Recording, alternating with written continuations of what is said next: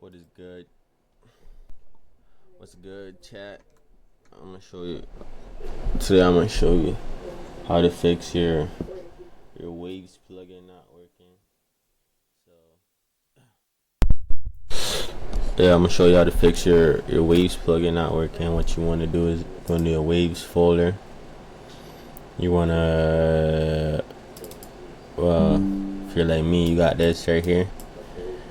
You wanna what you gonna call it? Run and follow this one, the patch, and then you wanna run and follow the the local server remover after you install the plugins.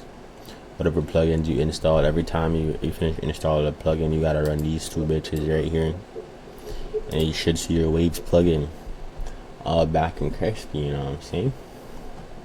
All you gotta do, if you're seeing some errors, also if that don't work, what you can do is you click right here, more plugins, and you can just type in Wave or whatever you want.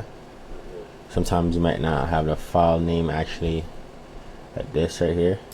So for me, I had to like reinstall my FL Studio a bunch of times to do this shit.